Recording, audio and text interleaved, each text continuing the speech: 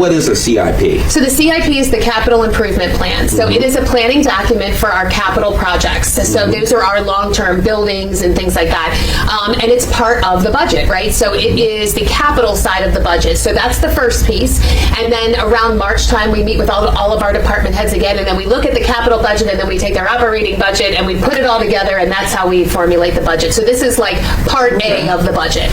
So the CIP, is that just like a blueprint? Yeah, exactly. So it's just a plan for the direction that we want to go. So these are projects that the department heads have requested.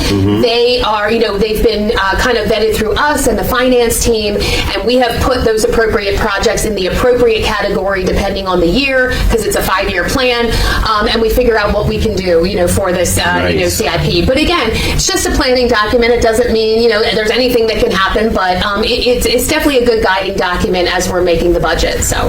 Thank you. I know in time past there's been a lot of critics that just go crazy over the CIP when it's just a plan. Yeah, it's just a plan. And that's what's so funny. And I did see something out there. I think that they were talking about why was it so late being turned into the county council. So it was actually on the due date. So the charter actually That's what I'm about to ask you. What day is it? Yeah, so the charter has a specific date that we turn the plan over to the council, which is the third Tuesday in December. Okay. So that is the date that we turn it in to the council. The council then takes that plan, they digest it, it gets put on the website, the public can look at it, and that's what they should be doing for the next 4 weeks or so. So they can spend their holiday time looking at the CIP or some time off with family. Things with it. What our hope was for Conley Mill was we have a situation where we've got to put dredge somewhere, right? So we are searching all different places as to where this dredge can go.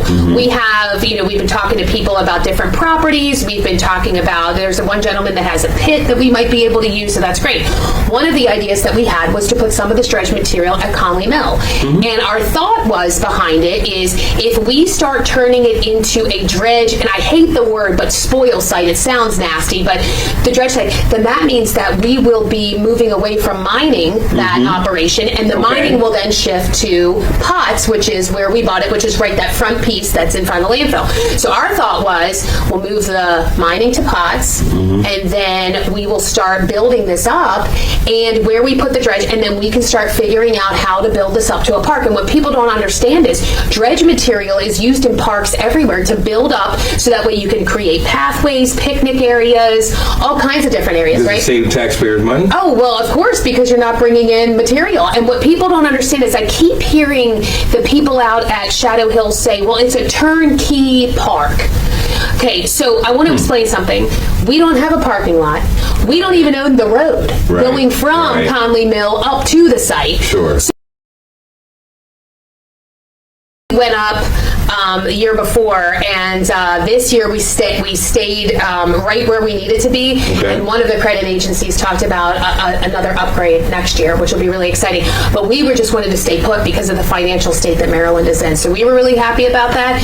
And in our bank account, we are doing a great job. So yeah, I remember last year I think there was she's bankrupting the county, and then the audit came out. I heard that. The audit came out and proved that to be wrong. Like $85 million in surplus. Yeah. So we have a little bit more than that in surplus now, so we're doing pretty well. So we did very good, and I will tell you, we invested $20 million into this county, out of PAYGO. That doesn't include our bonds. So out of the bank account, we literally paid for projects, and our finance team did so well with investments that we were able to make that money right back up. So we are doing very well, when it comes to the finances. So I feel very proud, of the work that we've done, because we are putting the money back into the community. People are seeing those changes happening.